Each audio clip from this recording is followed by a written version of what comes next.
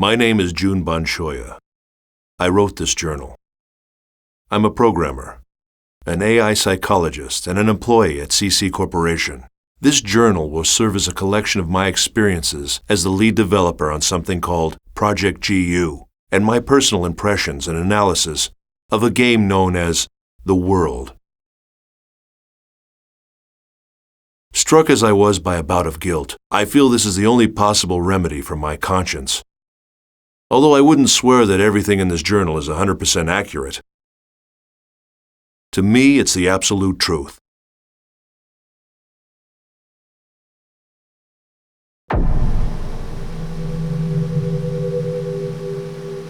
The World is an online game. Players assume the role of a character and enjoy various adventures while chatting with friends. Also by email or through forums, they exchange game information and engage in social interactions that they might not normally experience. It can truly be called a game of communication.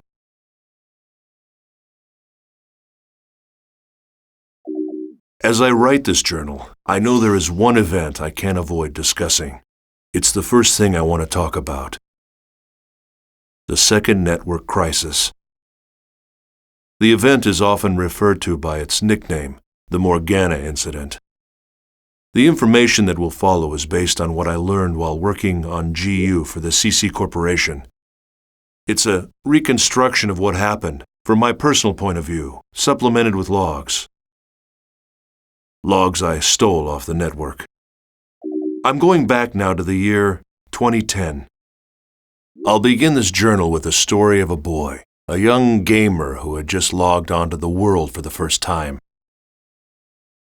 His character's name was Kite, and at the time he was only 14 years old. He had been invited to play by his friend whose character's name was Orca. This was his first adventure. Huh?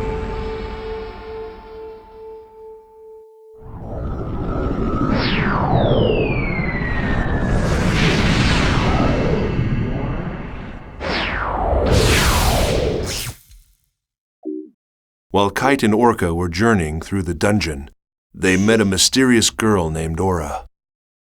Aura was being chased by a rogue monster known as Skaith.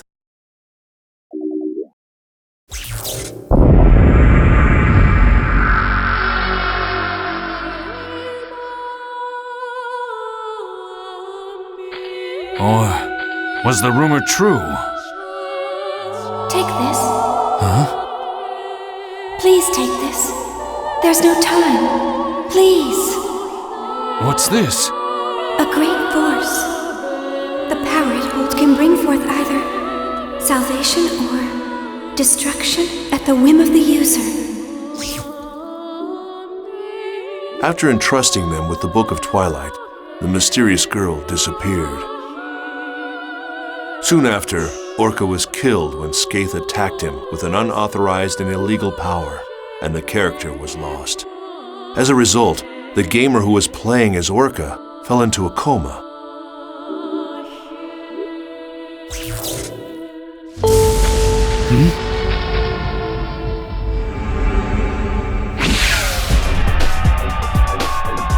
Run! It'll kill you!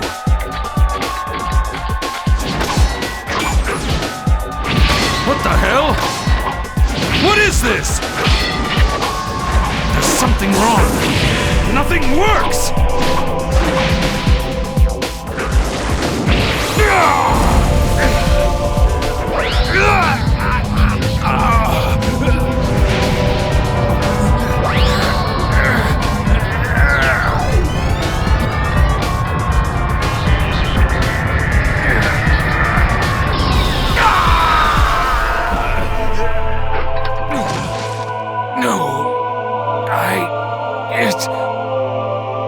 It wasn't supposed to be this way. I'm sorry.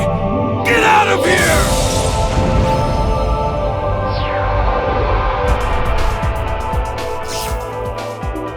I know it sounds like some cheap sci-fi movie, but the player actually fell into a coma because of this online game.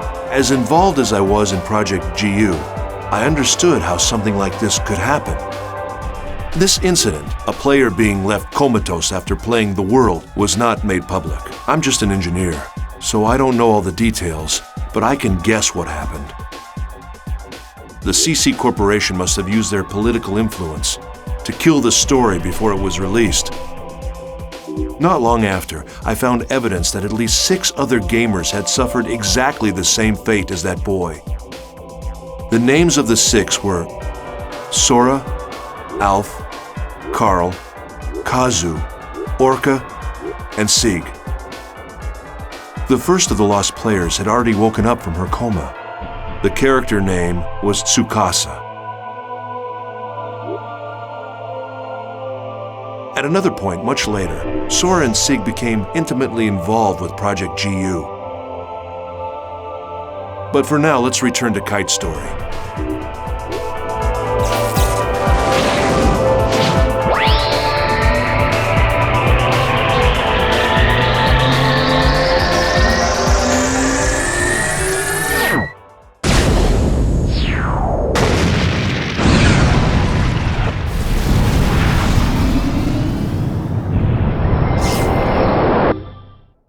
Thanks to the intervention of Helba, Kite was saved from the threat of Skaith.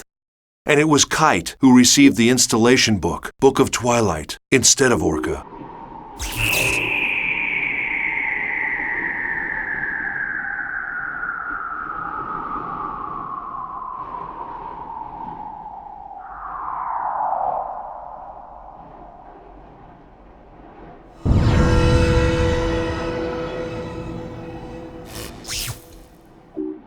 With it, Kite's skills expanded, becoming able to modify the abilities of his character and gain unauthorized powers.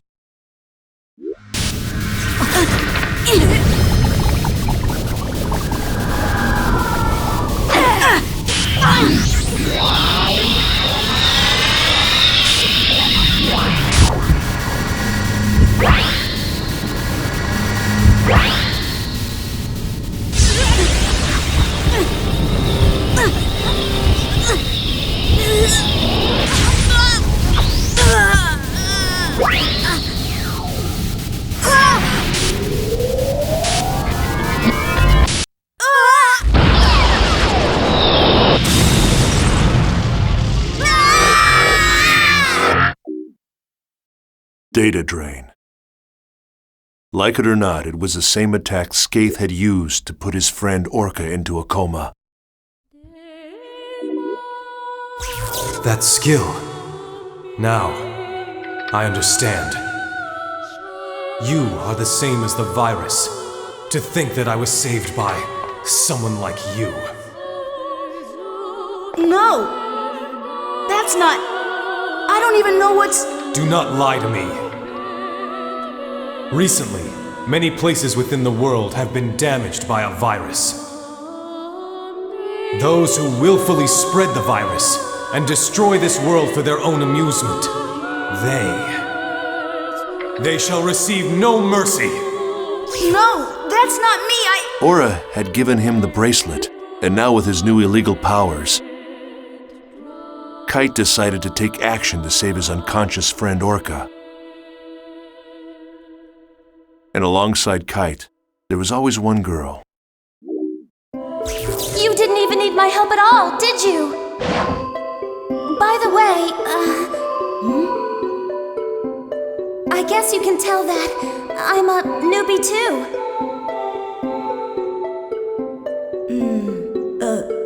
Yeah. It must be pretty obvious by the way I acted back there. That's hardly the way to talk to someone who just saved your life. Who, me? I'm not afraid. No way. Well, all right, I am. I'm scared enough for the both of us. My controller is soaked with sweat. So what about you, huh? Her character name was Black Rose. She was the real-life older sister of Kazu, one of the coma victims I mentioned above. She was also a new player. She had just logged on to the world for the first time to try to save her brother. The two of them were working together toward a common goal. Kite's war continued, and soon many other players joined him. Mia, the mysterious rogue cat, and Elk, the young man that cared so much for her. Yeah, sure. Okay, let's get ready then. Mia? Excuse me!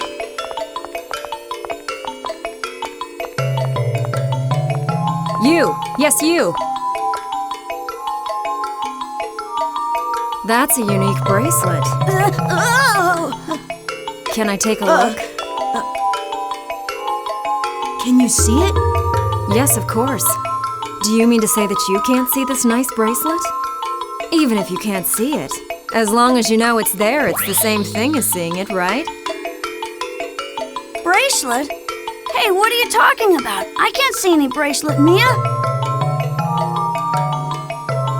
Well, thanks a lot for letting me look at your bracelet. I have a feeling we're going to meet again. Somehow. Well, see you around.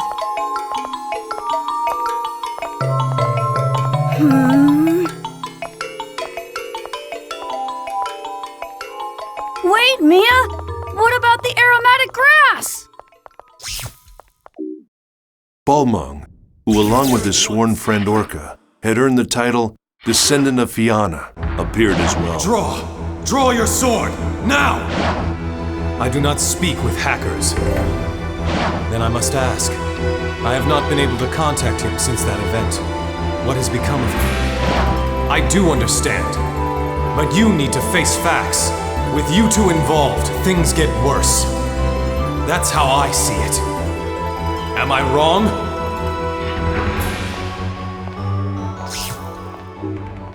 And Helba, the legendary super hacker. You don't have time to get depressed. Who are you? A friend, or perhaps a foe. A meddler with a warning.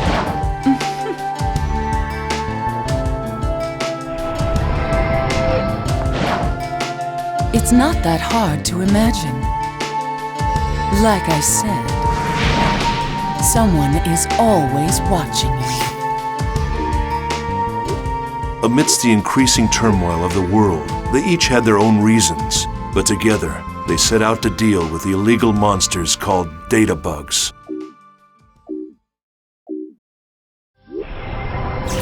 Aura? I see you received the mail I sent you. Yet, however, it's too late. Wait! There's something I have to ask you.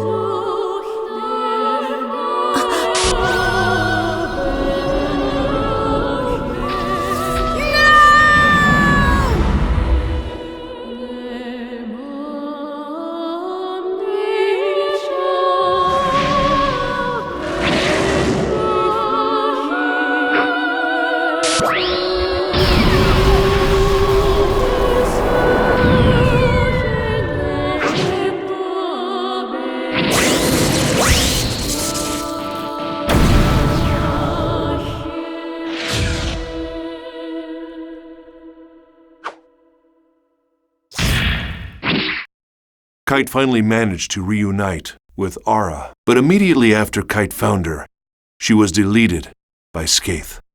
Aura's data was chopped into segments and frozen in various locations around the world. There was a battle between the first phase Skaith and Kite, the holder of the bracelet. Kite managed to gain a difficult victory, but what he couldn't imagine at the time was it was just the opening battle in a long, long war.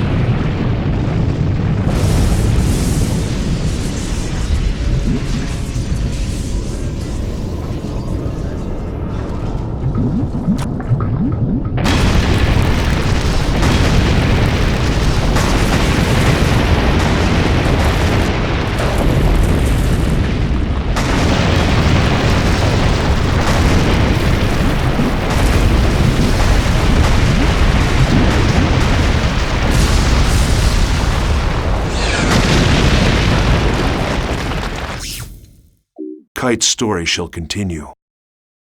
But first there's the mystery of the brilliant AI programmer and creator of the world, Harold Hewick, and the lost epic poem, Epitaph of Twilight. There's little doubt that the second network crisis of 2010 was a direct result of the world. It was awful. It caused catastrophic damage to travel, communication, and healthcare industries all over the planet. What exactly was it that caused the network crisis? It was the very power that was being researched at Project GU. In other words, the network version of God. My efforts were entirely devoted to technical research and the existence of God in the world. It became a story of human foolishness and a paradise abandoned by God.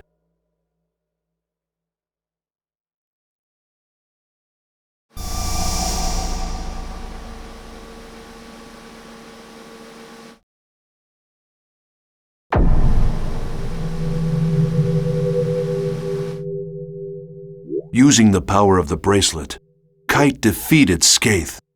But instead of rescuing his friend Orca from the coma, Kite's victory actually led to the birth of a new, frightening enemy, Kubia.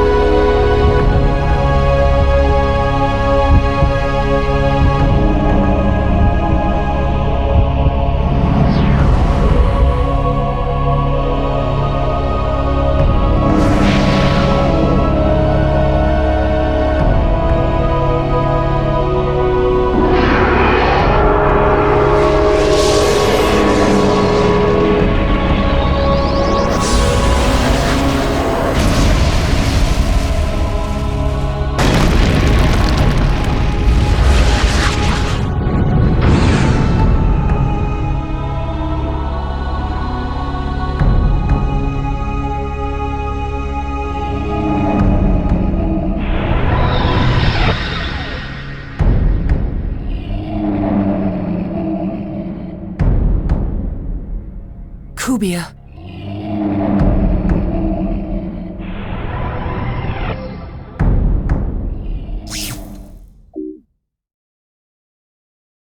Leos, the system administrator at CC Corp, viewed Kite's behavior as potentially dangerous.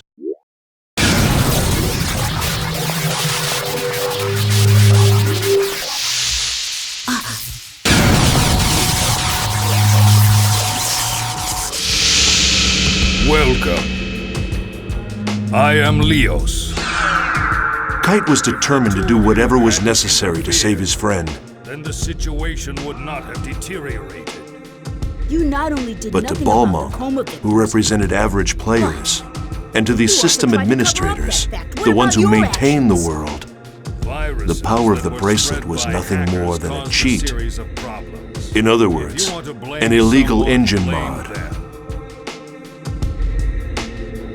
But aside from that, to take immediate action to prevent the situation from worsening, it requires that you delete your character. delete it? Why? You should know that your character violates the software usage agreement. Installation of an illegal effect. You do know what I'm referring to. I will delete you now. Wait a moment.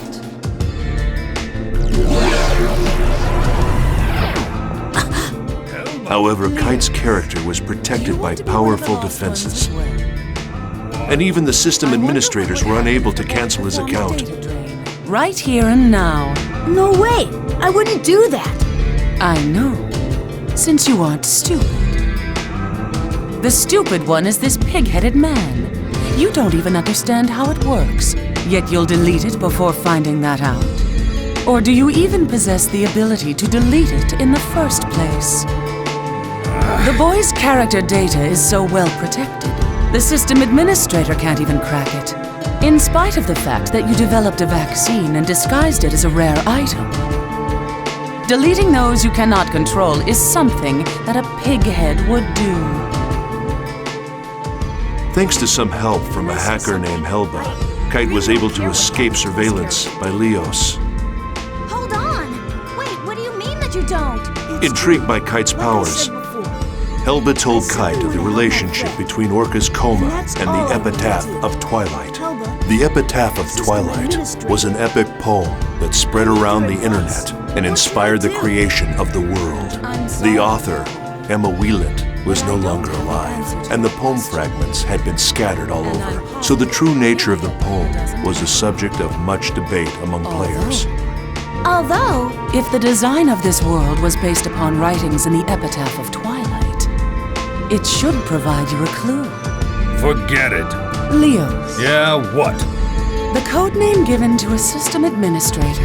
Were you remotely aware that it's the name of the King of Light that appears in the Epitaph? It is? Following the instruction of Leos, Kite set out to investigate an area infected by a virus.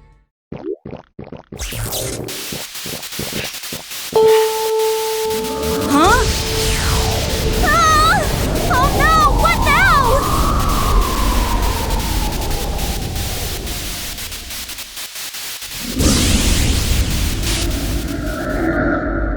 That's it? That thing is the cause?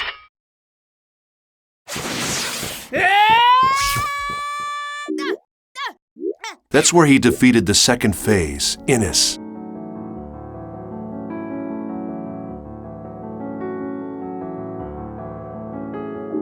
Skaith, Innis.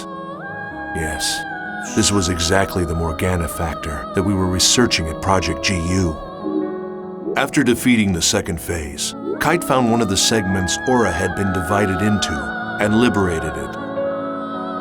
Following this, Kite made his way to an area Aura had told him about in an email, where he encountered Kubia.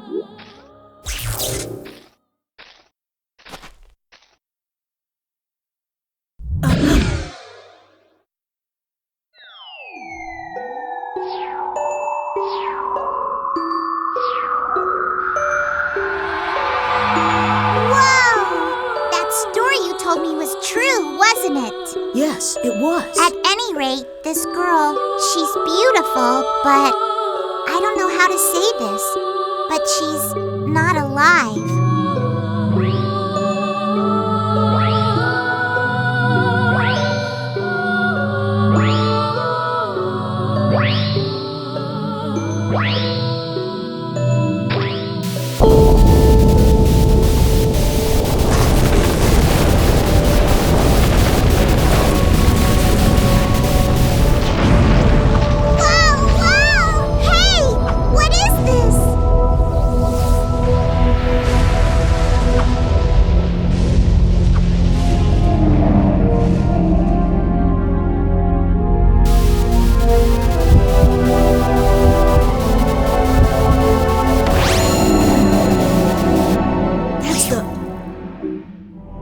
Using the bracelet's power, Kite was able to fight off Kubia for the moment. Believing that freeing Aura was the only way to solve the mysteries that had been plaguing him, Kite redoubled his efforts.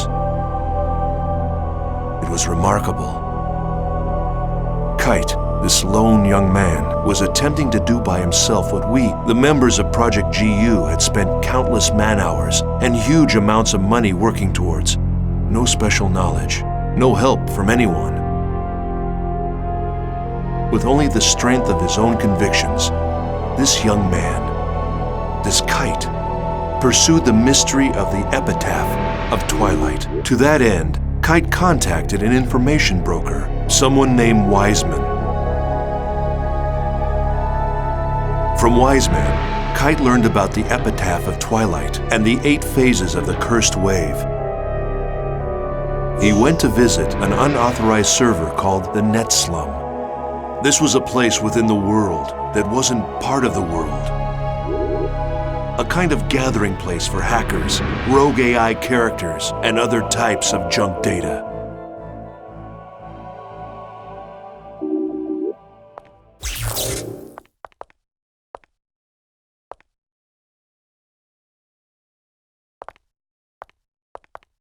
Are you looking for Helba? Huh?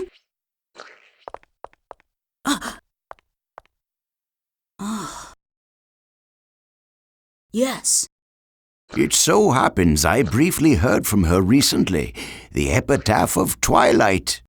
To sum it up in a nutshell, it is a tale. Or to elaborate further, it is a saga that recounts how the Age of the Spirits came to an end. The tale of an end? Indeed. However, the texts are scattered. Even if found, they are extremely difficult to comprehend. Yes, it'll be a very tricky business. Say, there's something that's been bothering me. The people around here, they all look so different from anybody I've seen anywhere else. This place was once where all of the unsuccessful non-player characters drifted, sort of a sanctuary for failures. Then players who considered them amusing came up with their own variations of failed characters. Now the boundaries between player and non-player character is quite indistinct. Some of them simply don't know which category they fall into. There are maybe even those who have lost their bodies on the outside, mere memories, faded reminders of the individuals they once were. Only their character data remains intact and active as they wander the network. Yes, the same fate as Harold.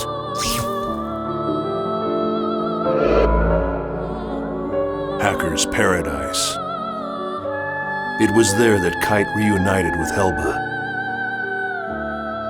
If anyone could be called the creator of the Net Slum, it was Helba. In the Net Slum, Kite learned more information about the original creator of the world, Harold Hewick, and his goal. He also learned that at the heart of the world exists another consciousness separate from Harold. Just then, Balmung and Leos appeared.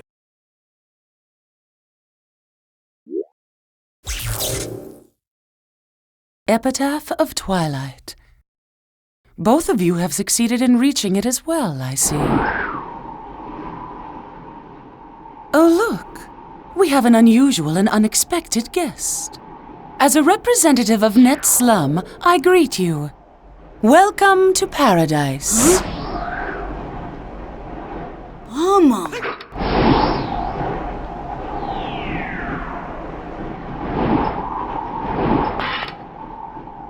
You sided with Leos, I see.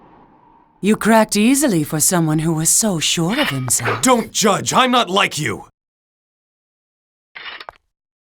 Stalking the boy is shameful behavior. You've disgraced the name of the descendant of Fianna. What? Balmung, you used us? It was necessary. To restore order. Order?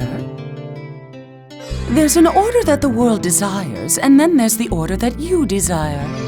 Which form should it take, Balmung? The order that I desire, of course.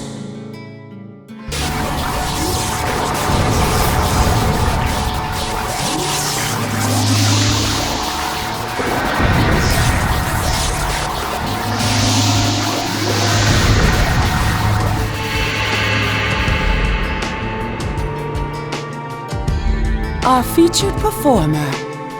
Now all of the actors have assembled. Quit your yapping, woman. You are entities that unquestionably pose a grave threat to this world. I'll delete you all!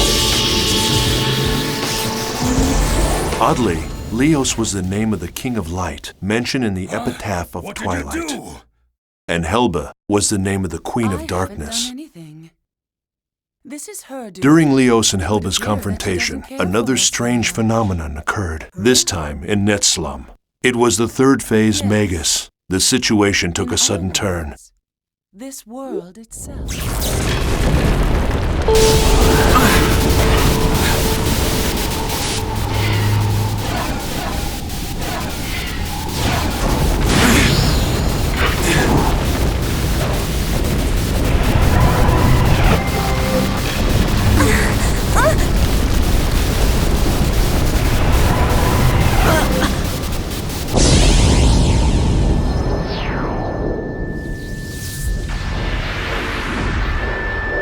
A leaf?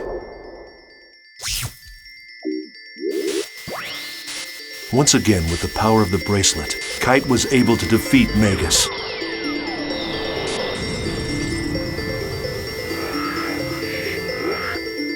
But another problem was awaiting him. The town that had had its data destroyed.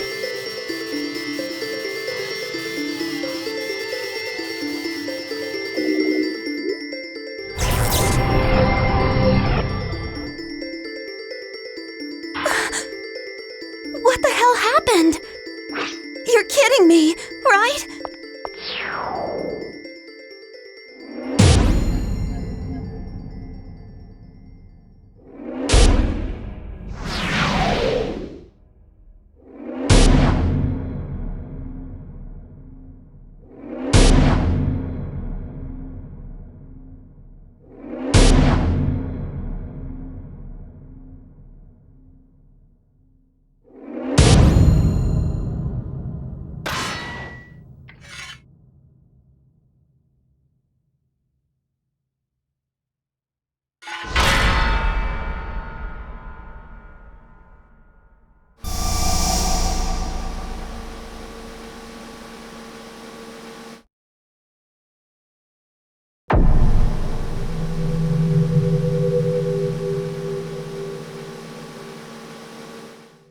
We can only guess what Harold Hewick's real purpose was in creating the online game, The World. But many think that it was first created as a testament to the woman he loved.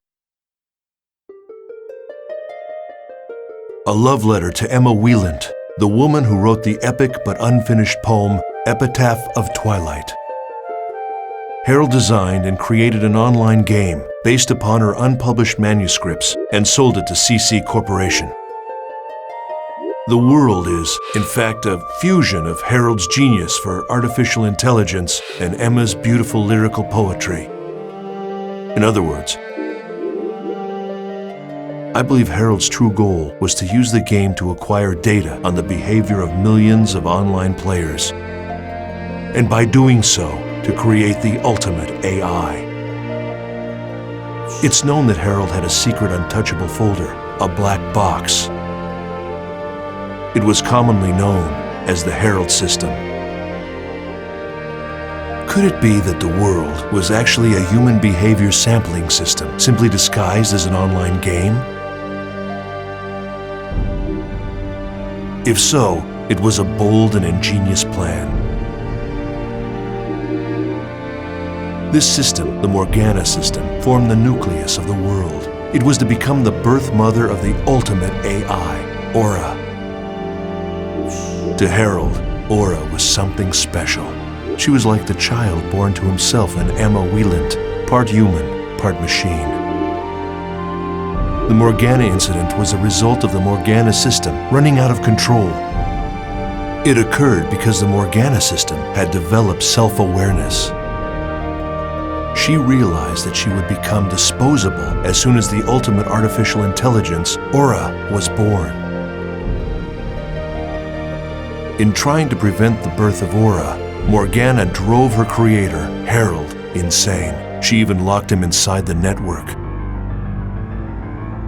Then came the 8 cursed waves. Morgana's 8 phases took physical forms based on the 8 phases in the epitaph. They appeared to Kite, who had been entrusted with the bracelet from the then incomplete Aura. At that point, the world began to slowly come apart.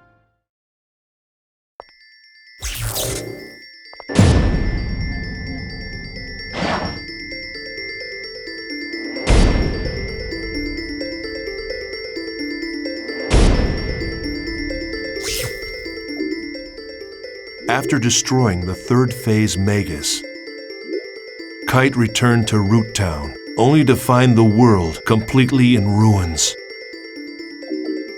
Server trouble increased. Game data was being destroyed by viruses. In short, the world was beginning to break down. Then strangely, these abnormalities began to expand and spread into the real world. Kite anguished over the fact that each time he used his bracelet, the problems with the world seemed to increase. However, with the encouragement of Black Rose, whose real-life younger brother was still in a coma from the incident, Kite reconciled with Orca's friend, Balmung, and decided on a course of action.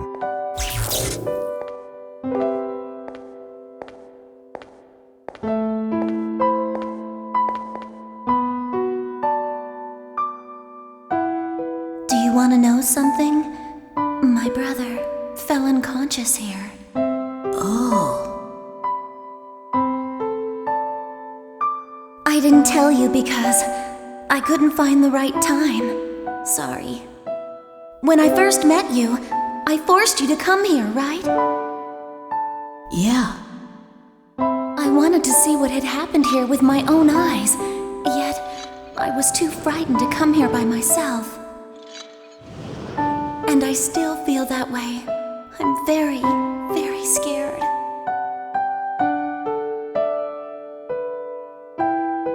But I wouldn't have gotten this far without you. So, what am I going to do if you start doubting yourself? How am I supposed to cope? Does a big sister have to be happy? I want to... Black Rose. Please don't cry. What do you mean? I'm not crying. You can't even see me, so don't make any assumptions.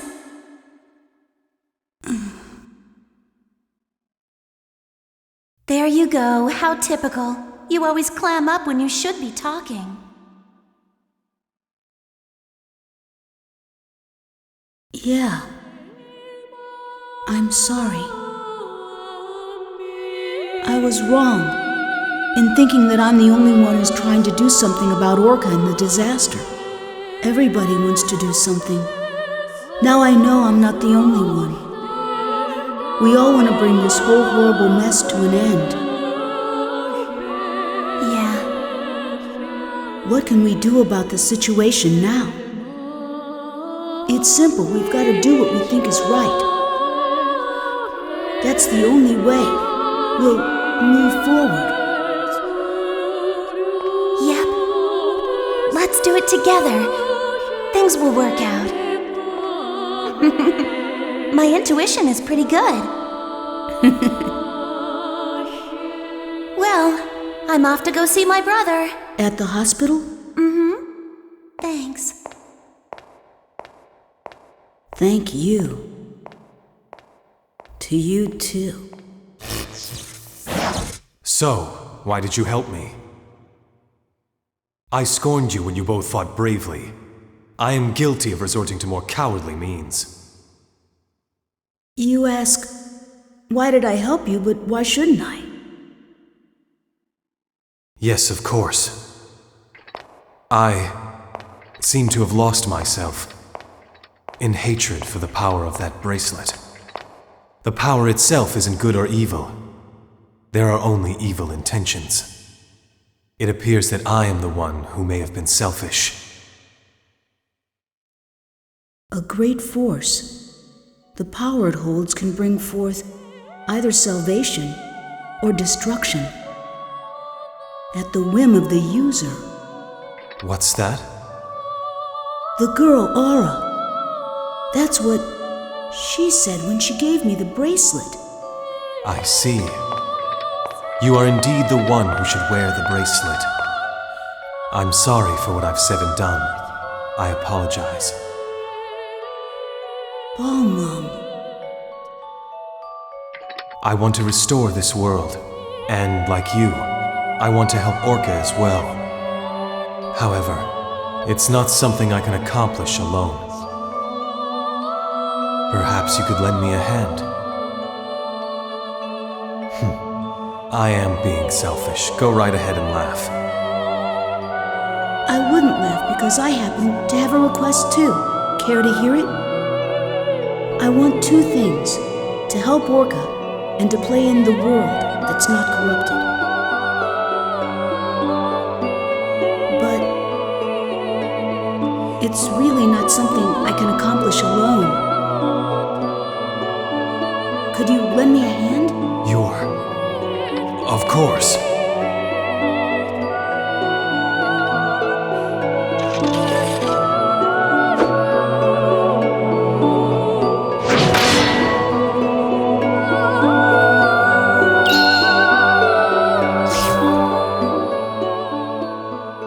While discussing the cursed waves described in the epitaph of Twilight,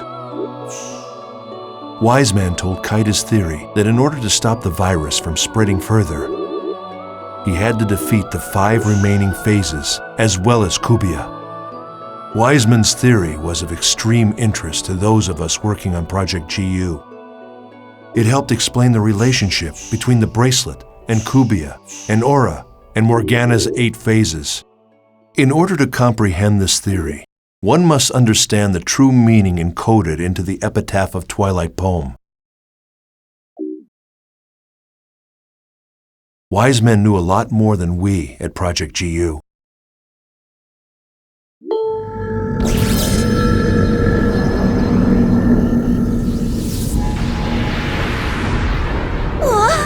What the hell? It's a mask this time!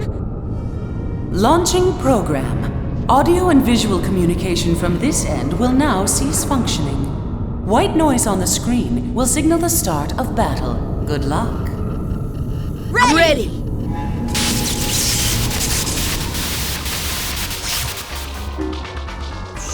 With help from Wiseman and Helba, Kite defeated the 4th phase, Fidhel. He also obtained the 2nd Aura segment. However, Leos, who was concerned about the spread of the virus, decided to destroy the world servers. Guided by her voice, Kite descended into the dungeon and was reunited with Aura. However, before that, Kubia appeared for a 3rd battle with Kite.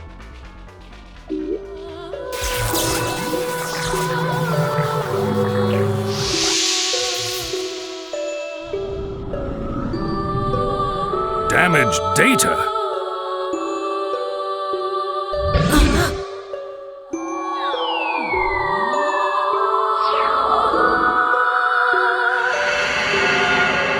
What's this? I think she wants to say something.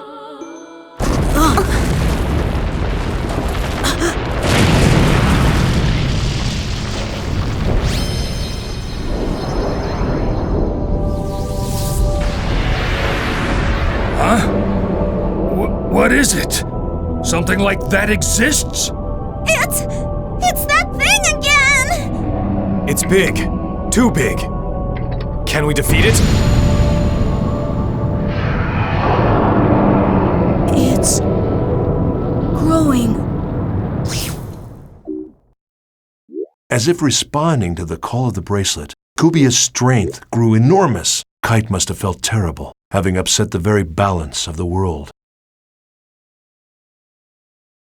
Or perhaps his mental state was like mine.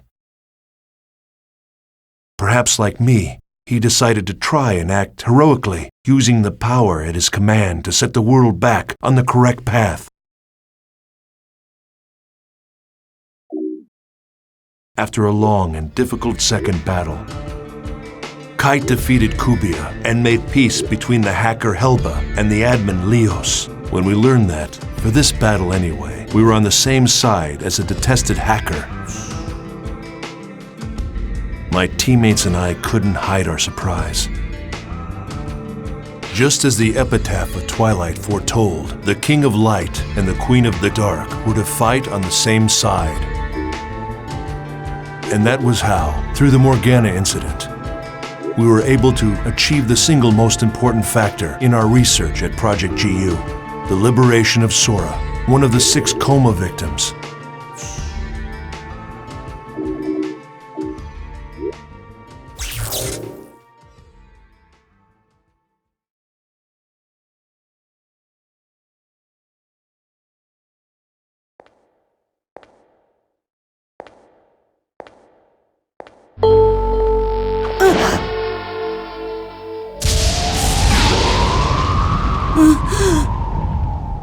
That's...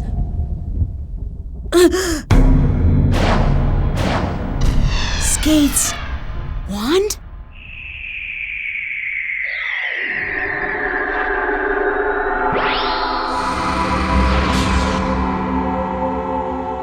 Huh?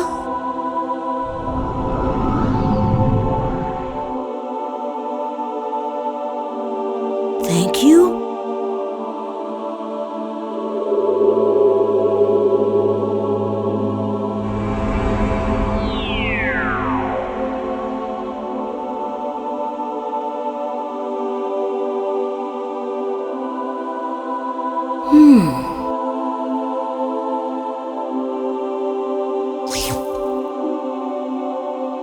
Skaith had done it. Skaith, one of the 8 phases, had merged with the spirit of the player who played as Sora. The player Sora had been imprisoned inside the network, within Skaith's staff. Sora was a rare and unique sample case. Government pressure, CC Corporation's very own cover-up. Even as the damage to the real world continued to grow, Kite and his friends began Operation Breakwater in an attempt to put a stop to the incursion by Morgana's 8 phases. The Area Sigma, chatting snaring twins, is now quarantined. Communication will be offline. Ready!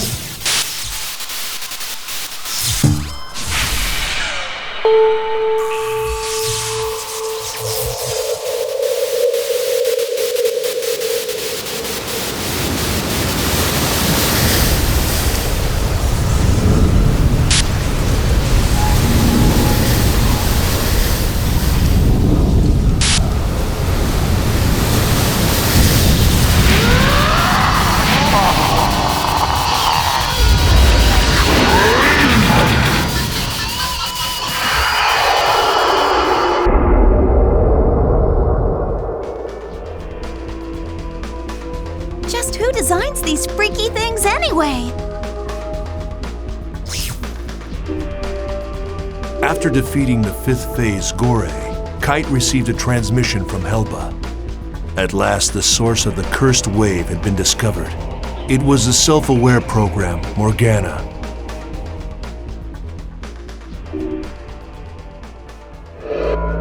Guilty Universe. Harold Hewick's world of corrupted love and dreams.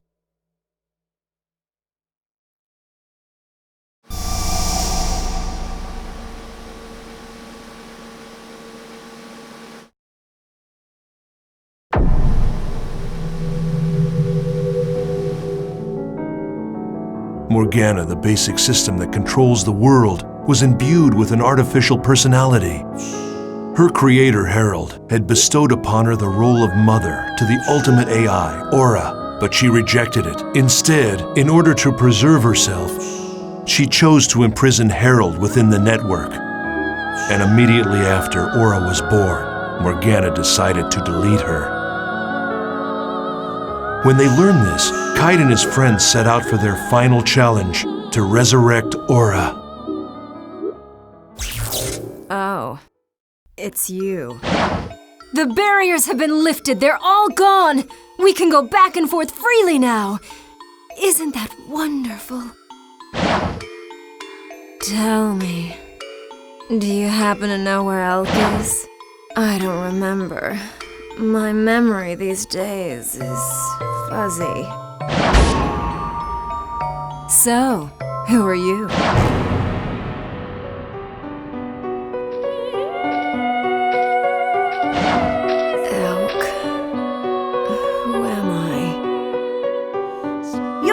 Of course. I have no memory. It's true.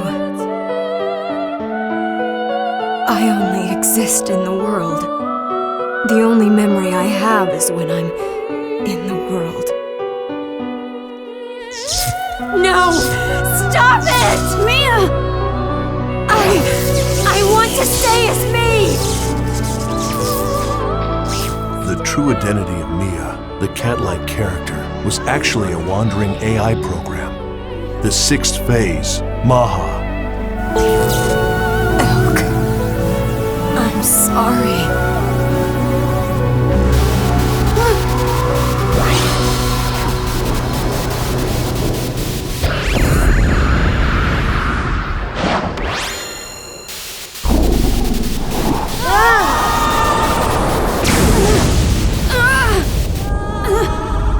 It's unclear why the sixth phase was the only one to take the form of an NPC. This was yet another important sample case for Project GU to consider. Was it possible to establish a character with the Morgana factor and put the powers of the 8 phases of the epitaph under a player's control? Maha, the sixth phase, was destroyed, thus causing Mia to be erased as well. Elk, the Wave Master, had lost an irreplaceable companion. He mourned her deeply.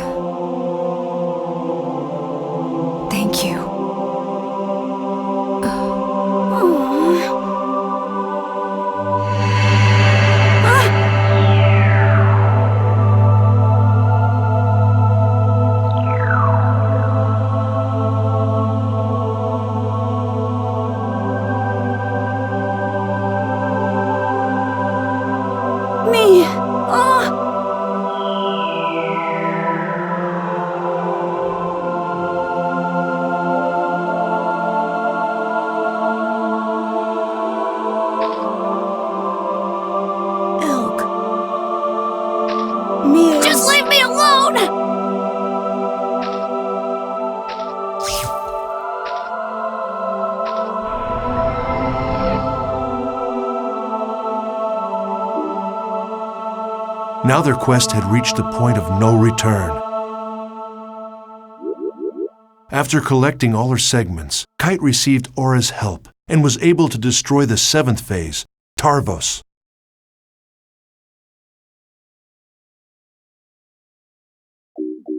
In order to cover up the unfortunate fact that several gamers had collapsed into a coma while playing the world, CC Corp planned to destroy their servers. So to Kite and the others, their greatest enemy may very well have been the greedy, power-hungry humans in charge of the company. If they succeeded, and the world's servers were destroyed, Kite and his friends would never be able to revive the coma patients. Only 2 enemies remained, Kubia and the 8th and final phase. How would he fight the 2 of them?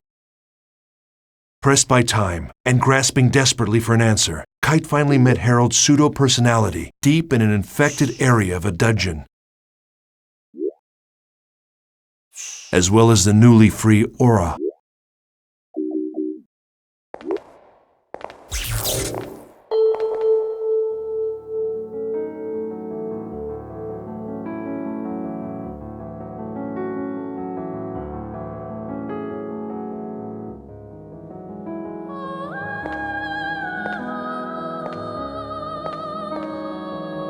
Who goes there?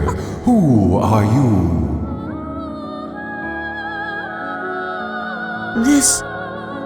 This is Harold? My name is Harold. What? Hey, you're nothing but a piece of rock! You're responsible for the cursed wave, aren't you? All right then, fix this thing! No, the passage of time is irreversible. Birth or death. Now only these 2 choices remain. What? What are you saying?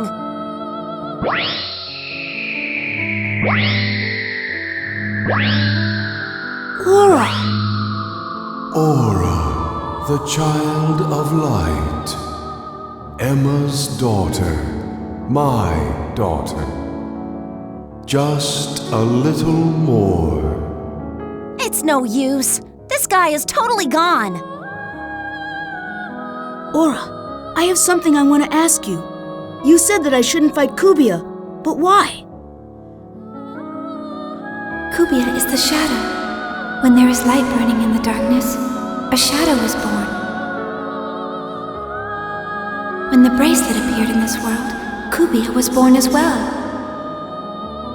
The bracelet and Kubia are the opposite sides of the same coin. Therefore, if you defeat Kubia, the bracelet will be destroyed. Kubia must have already known that, and that's why it kept running away. Kubia will no longer run away. Because I have finally been released. What do you mean? Massive data believed to be the wave is heading in your direction. That's the last one! Destroy it! Traveler, take this to heart. It is darkest before the dawn.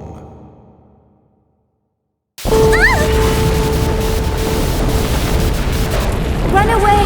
It is not too late! We'll defeat it and end this! No, it's not. That is...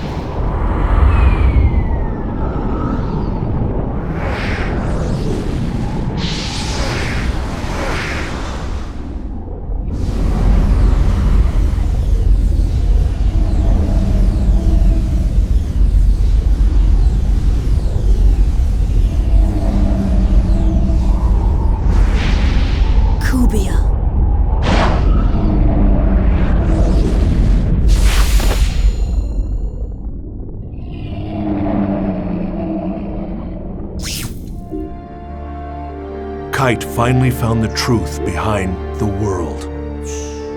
Aura was the child Harold had dreamt of having with Emma Wieland. The bracelet and Kubia were two sides of the same entity, and Kubia was the anti-existence of the bracelet. To defeat Kubia, Kite would have to abandon the bracelet. But without the bracelet's power behind him, how could he possibly resist Morgana?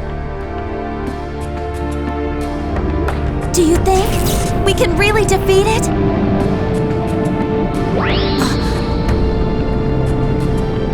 Black Rose! Strike my bracelet!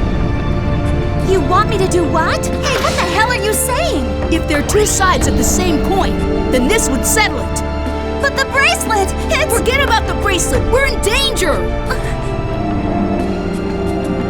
If you can't do it... Oh, all right, fine, I'll do it! I'll do it, so shut up!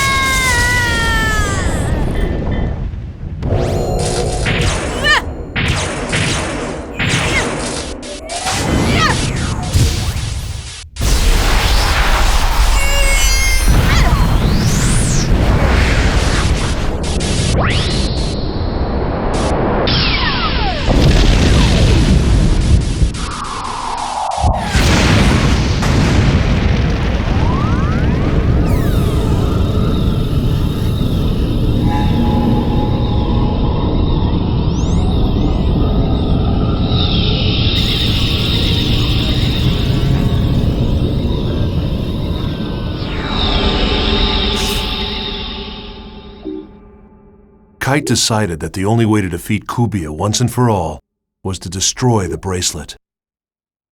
To do so, he was forced to enlist the help of Black Rose. Kite believed that the revived Aura had enough power to stop the cursed wave of Morgana. That's what Epitaph of Twilight meant. Twilight refers to a time of day that contains both light and darkness. If the epic poem had in fact been referring to dawn instead of dusk, then that must mean that Aura would bring light to the world.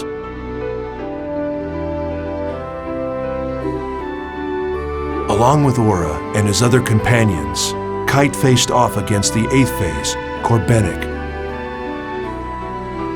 Joining them were Kazu and Sieg, who had regained consciousness with the resurrection of Aura, as well as Kite's close friend, Orca.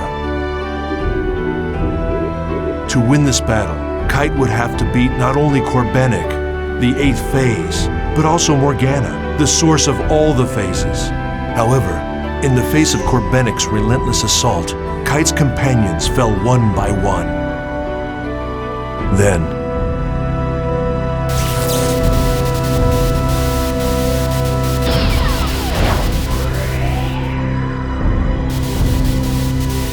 I won't. I'm not giving up!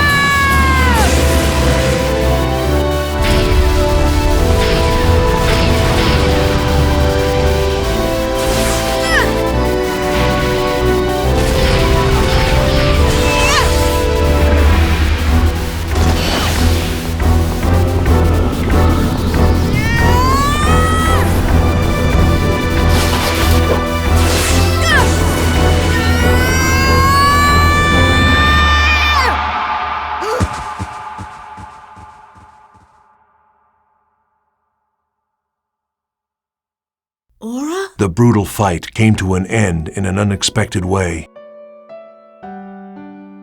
Aura sacrificed her own life on the tip of Kite's sword. Self-sacrifice It was the final act necessary for Aura to awaken as the ultimate AI. It was a bitter irony. Aura had finally become the ultimate AI. She attained a wisdom beyond that of humanity, and in doing so, she formed a new system. A better system in which the world could exist. Yes. It was a far greater dream than any of us at Project GU had ever hoped to see fulfilled.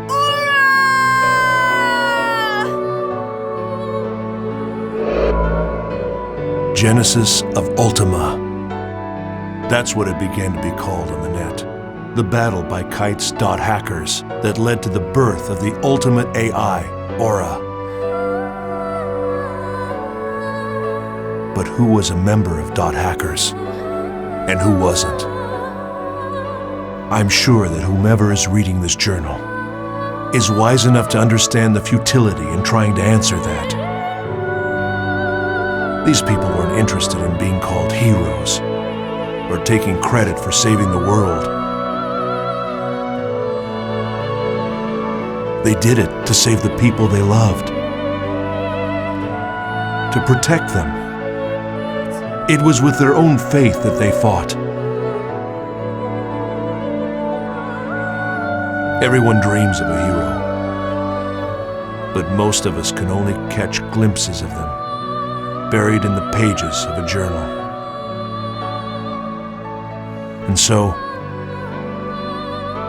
it was from this point that Project GU truly began.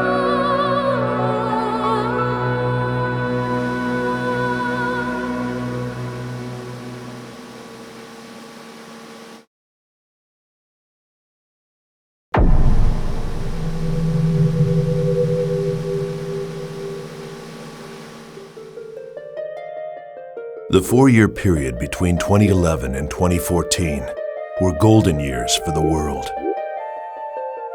It was no accident that this coincided perfectly with the presence of Aura.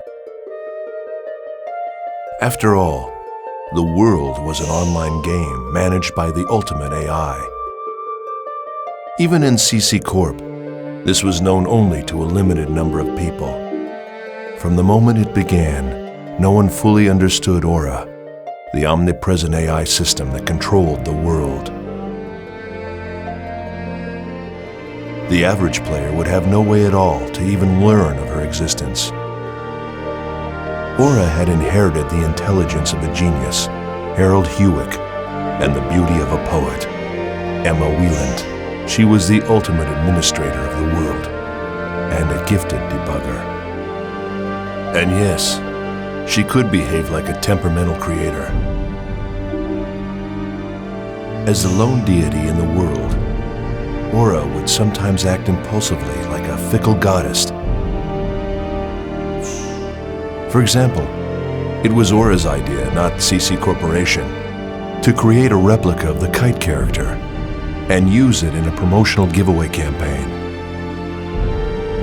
She even put the hero of the bracelet in a demo version and returned him to gameplay. As to when Aura disappeared, that can only be determined by examining conditions in the world.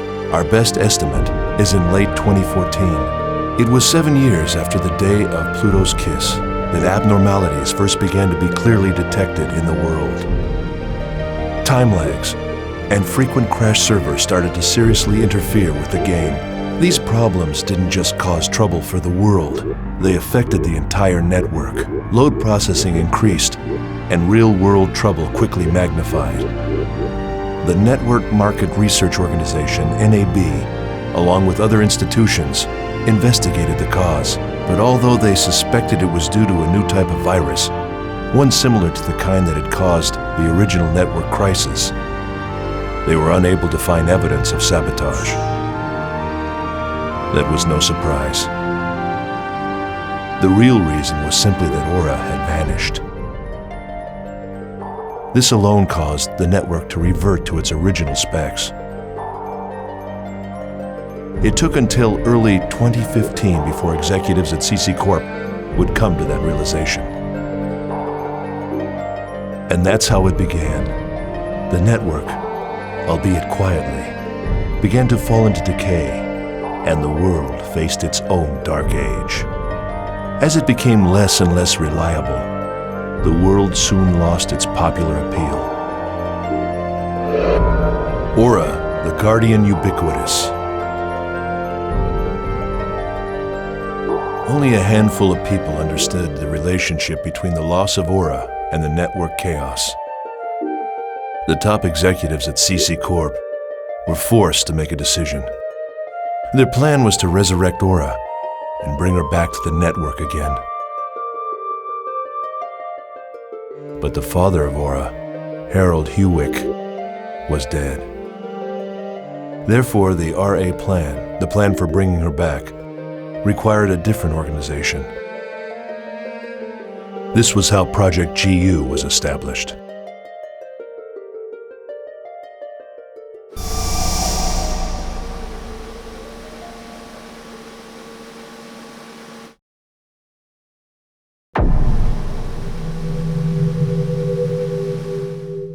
The loss of the ultimate AI, Aura, was the second major network crisis. In other words, the birth of Aura paved the way for the world's second paradigm shift. The world's golden age lasted from 2011 until 2014. When Aura's disappearance was confirmed, the world's golden age had truly become a dark age. A variety of problems, such as faulty servers, began to spread everywhere, not just the world, but over the entire internet. However, once CC executives learned that the cause of these problems was due to the loss of Aura, they began to formulate a plan to counteract against the silent danger. They would forcibly restore Aura back to her original state. They intended to seize control of the next network society by creating and managing this ultimate AI themselves. It was a return to the plan both CC Corp and Ultimate Corp had hatched during the first network crisis. That was back in 2005, when they were still using the Ultimate operating system. Ultimate had managed the network's hegemony. This is how Project GU officially began. It was all thanks to CC Corp's sponsorship. The budget was limitless. A special team was put together. First-class engineers, AI programmers, and other technical experts. I myself was also a major part of this project. I was brought on to represent CC Corporation and ensure their goals were met. The project's overall objective was to restore Aura, and thus GU's RA plan began. The RA plan. We were to salvage the 8 broken pieces of the Morgana Factor, which had sunk into a sea of data after being destroyed by Kite's bracelet during the 2010 Morgana incident. It was thought that by sealing each piece of Morgana Factor separately into character data, players could then take control of them, one at a time. There were precedents for this kind of strategy. The mind of a player known as Sora had attached itself to Skaith.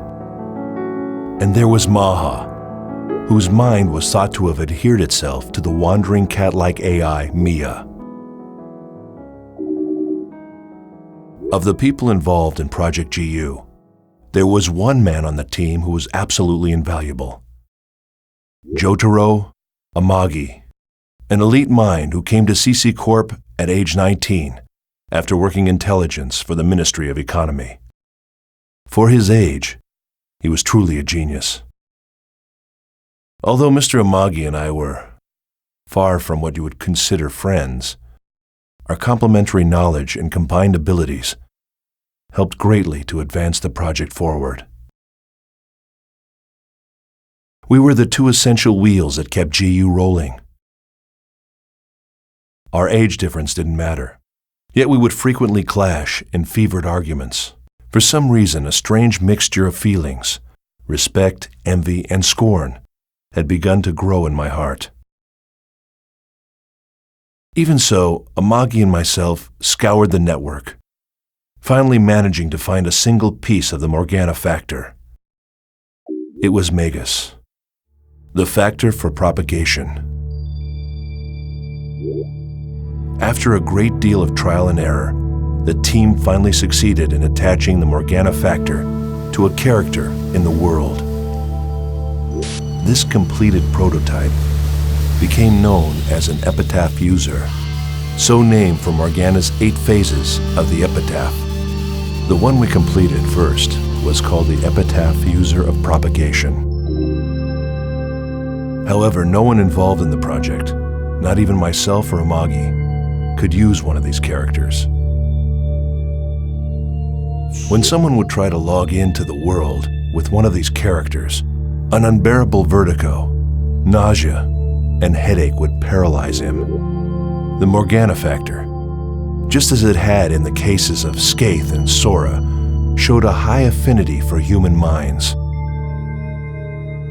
But perhaps that was only towards the chosen ones.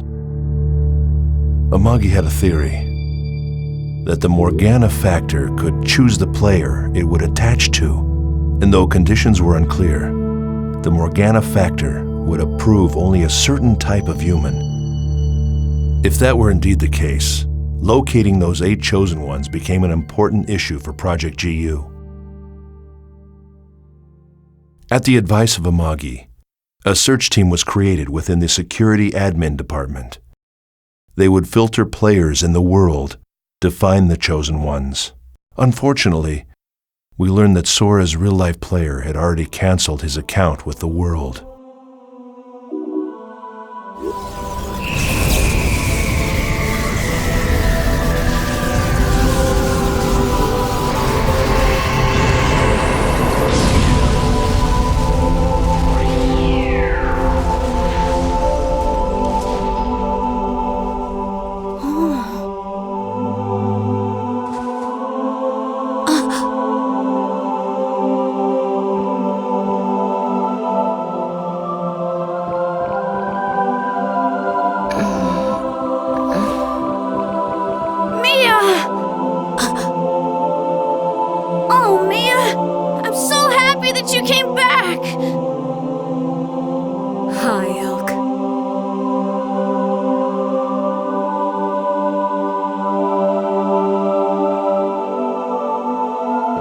That's a unique bracelet. Can I take a look? Mia! Your memories, they're... Amagi and I continued our search for the other 7 pieces of the Morgana factor. Yes, of course. Skaith, Innis, Do you mean Fidel, you can't see this nice Gore, bracelet? Maha, Even if Tarvos, you can't see it, and as long Korbenik. as you know it's there. It's the Eventually, same we as- discovered that the Maha piece had once again attached itself to the cat character Mia. We were able to extract it by destroying the cat character.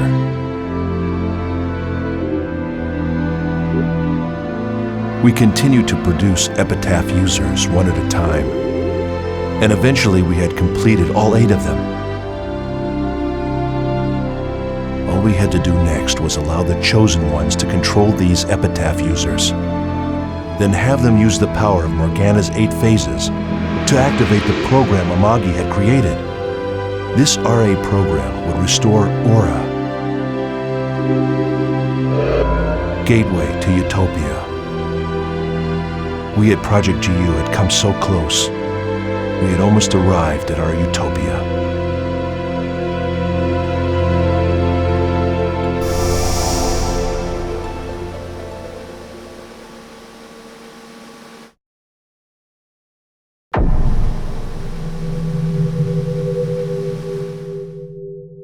Jotaro Amagi and I continued looking for the Morgana factor as part of CC Corp's Project GU.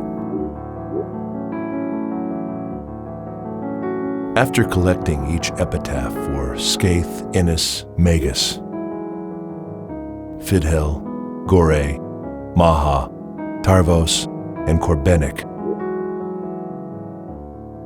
we managed to complete 8 epitaph users.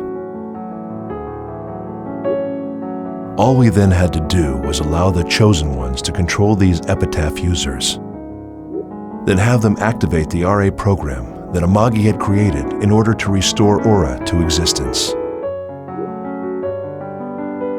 To put it simply, this involved unleashing the immense power of Morgana's 8 phases into the network. However, during preparation for the final stage, I realized that there was something incredibly dangerous that could occur in rebooting the Morgana factor.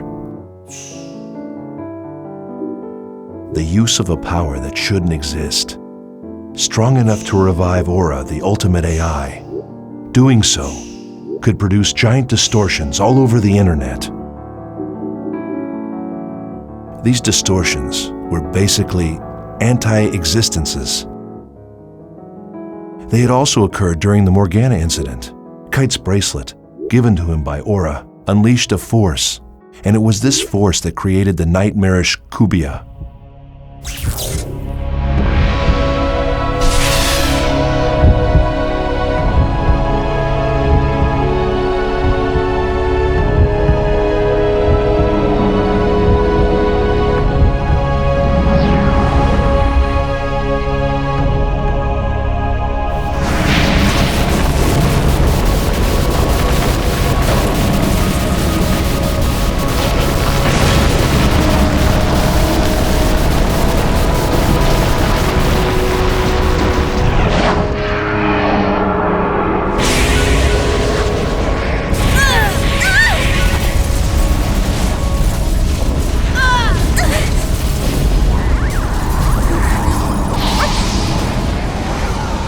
It's not running away. Fine, then let's settle this. For just once. I'll stick with you till the end. If the distortion field produced from a single bracelet resulted in Kubia, there was no telling what the distortion caused from 8 powerful Epitaph users might do.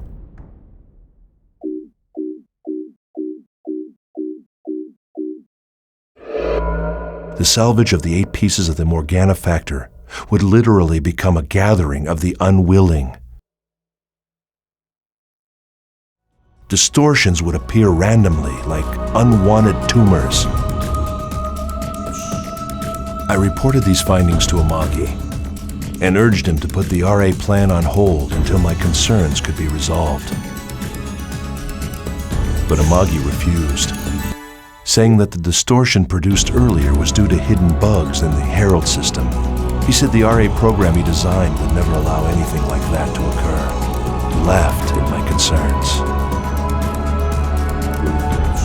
With our rivalry and the envy of the genius Harold Hewitt consuming him, Amagi began to press ahead with the RA plan at all costs in order to prove his own abilities.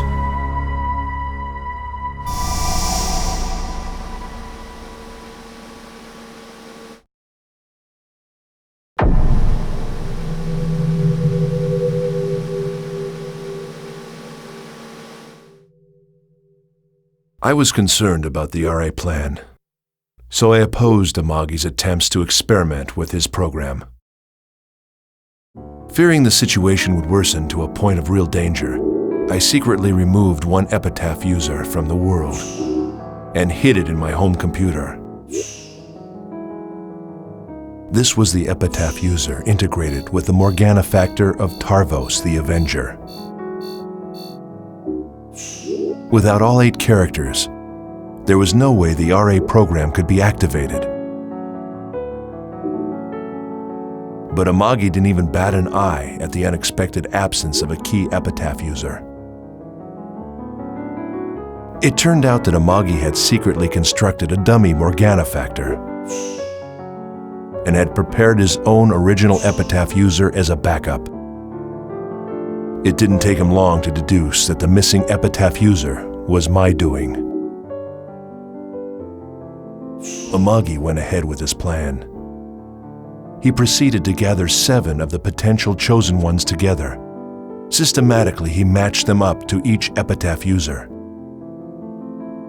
Meanwhile, he used his own dummy Epitaph user to connect to the network and began testing the RA program. This was the high point of Amagi's life. If he succeeded at reviving the ultimate AI, his genius would be considered on par with the great Harold Hewick. If he could somehow manage to control the ultimate AI, then in the eyes of many, he would even surpass Harold's genius. He was playing with genetics of the unknown, and unfortunately, I knew it was only to further himself.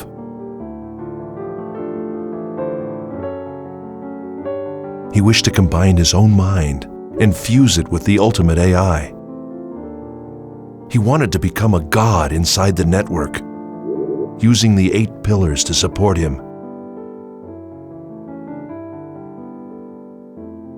As a result, Amagi's experiment was anything but perfect.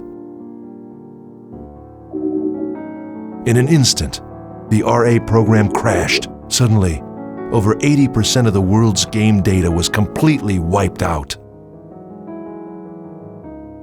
The minds of all 7 potential chosen ones were caught up in the Morgana Factor's rampage, and they fell into comas.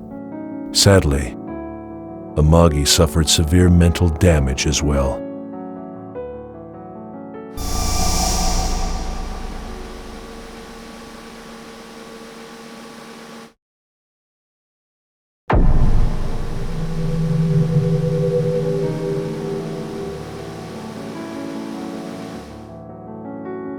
Amagi's experimentation of the RA program ended in failure. I arrived shortly after the RA program went berserk and set about containing the situation. However, I was only able to recover a single Epitaph user from the devastation. The one I recovered was the Epitaph user integrated with the Morgana Factor of propagation, Magus. His experiment having failed, a deranged Amagi caused a fire to break out. The fire spread fast, consuming a third of the CC Corp building, causing tremendous damage. The media was given news of only the fire itself, announcing to the public that several people were injured.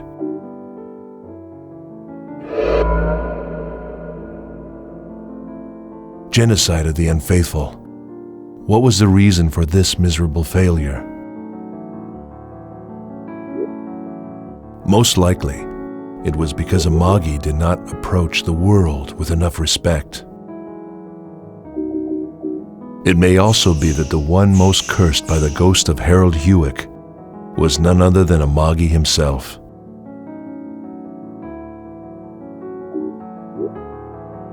Whatever the reason, the RA program's failure and the huge fire that accompanied it caused over 80% of the world's data to be lost. And at the same time, Project GU's research data was also irreparably damaged. GU was suspended, and I took responsibility for the project's failure by resigning from CC Corporation.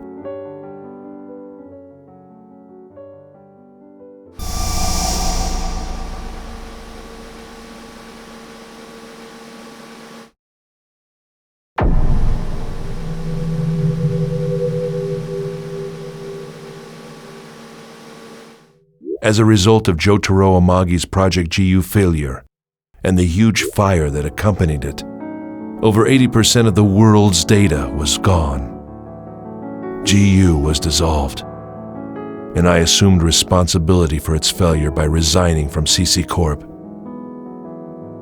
In the end, I suppose I couldn't win against either Amagi or Harold Hewick. But I didn't lose to them either. The faith of engineer Jun Banshoya had not yet been broken. It was soon decided that the world would be shut down temporarily. One can only theorize at the purpose of CC Corp's executives, but after having lost over half their data, it was assumed that it was a simple managerial decision. They reasoned that instead of working towards repairing the old game's data, it would be a better idea to apply their resources to a new generation game. A new game project the company had dubbed R2. This was also a way to escape from the ever-looming ghost of the genius, Harold Hewick.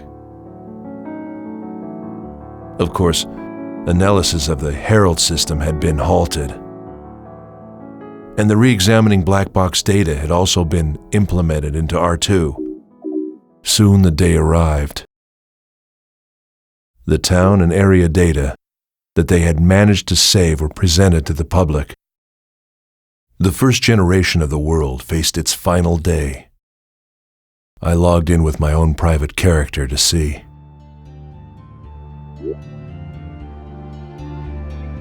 Mackinac was serenely quiet. The cityscape that made one think of Venice was beautiful, and the waterways reflected the evening sun. Many had gathered underneath the bridge. It reminded me of a happier time when the voices of hundreds of players echoed on the streets. Like a midsummer night's dream. The next day, this world would be gone. With lingering memories and grieving voices, those who were angry at CC Corporation completely disregarded the presence of system administrators on that final day. The characters that they had grown so attached to would not be carried over to the next version, effectively ending their lives all at once. Even so, they gathered together in the town. Everyone said goodbye to their friends. Some vowed to meet again. Others decided to move on.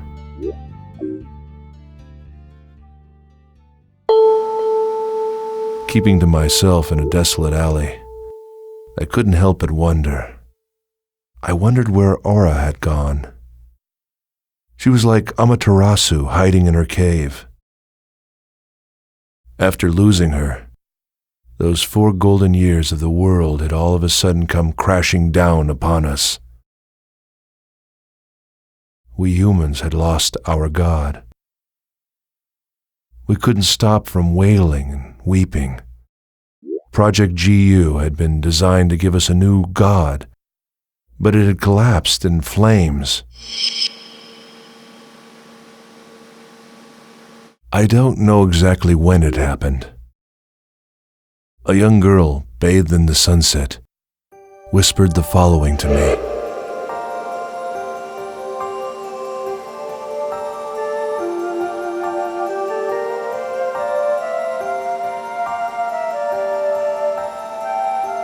The barefooted girl with saffron color hair whispered to me.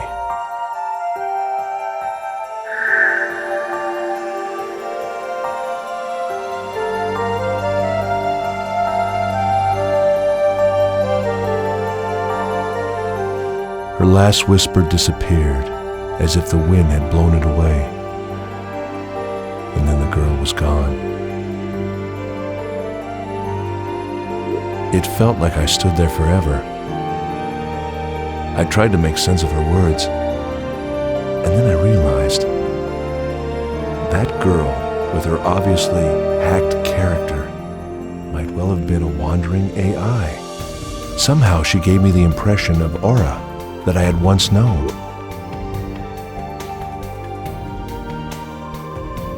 The world will end. It will end. And yet its core will be preserved in the next generation.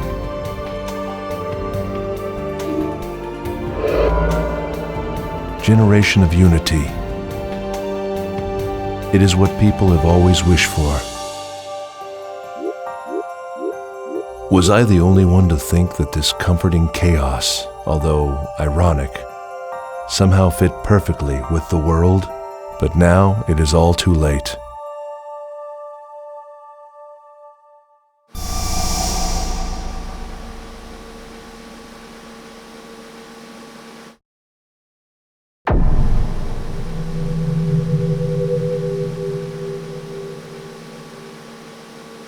The World, R2, was released to the public on December 24th, 2015.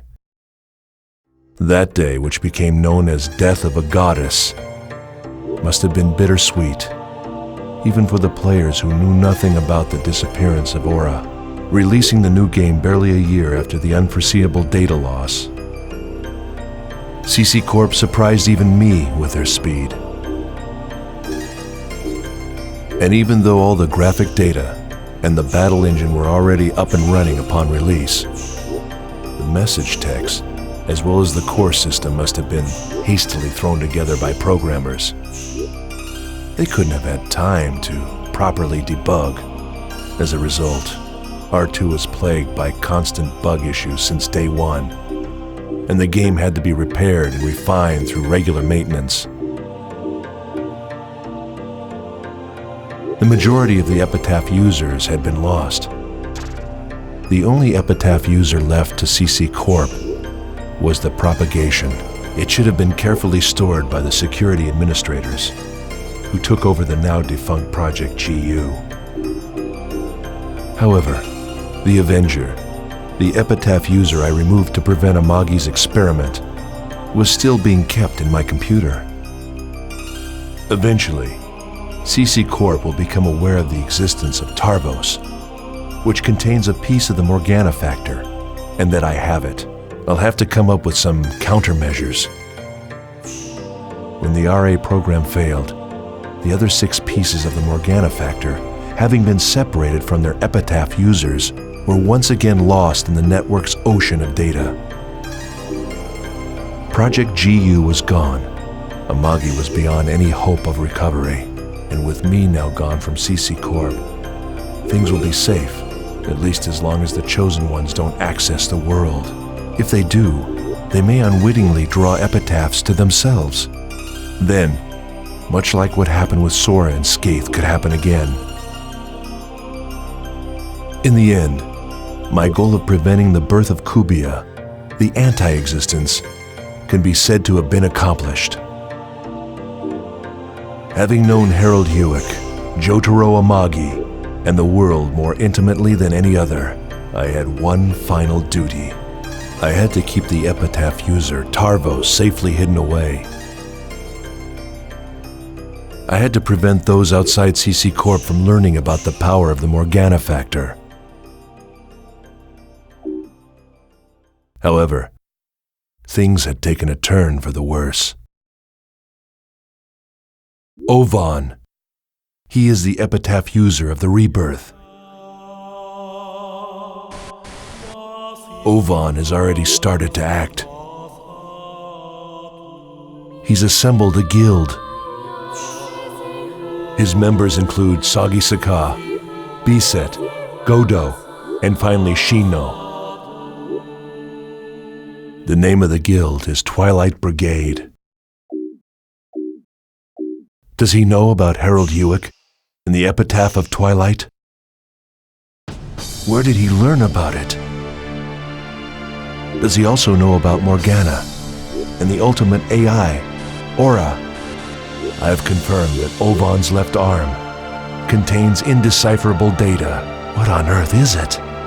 He has an almost incalculable amount of data capacity within him. Please stop, Ovan. I'm begging you. Everything is Ovan's doing. I repeat, everything is in Ovan's hands. That man will become the guide to an uprising.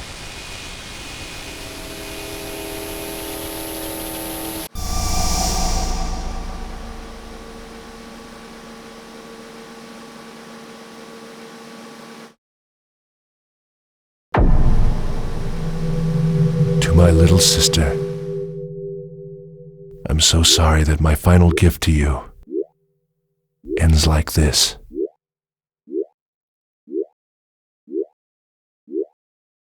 Right now, it is far too dangerous for me to see you in person. However, I can think of no one wiser than you to whom I can give this journal. I want you to use the character left on my computer. You must use it to access the world.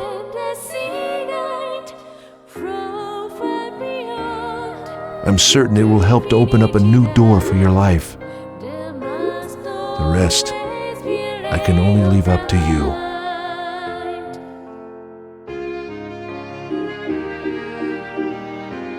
My wish is that you will walk this path of fate for the sake of your beliefs and for justice. You are a chosen one.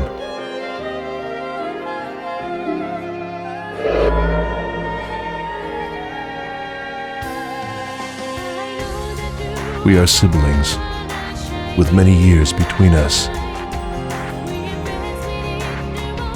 I am sure you don't remember me, as you and I parted ways when you were still just a small child. But I remember you, the little girl you used to be,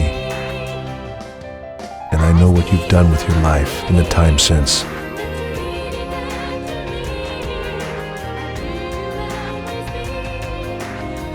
My only regret is that I was unable to see you again. Please forgive me for being unable to watch over you.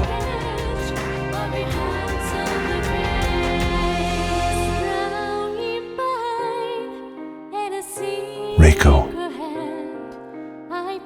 even though our parents went their separate ways long ago, you and I are brother and sister. And that will never change, ever. You will always be my darling sister.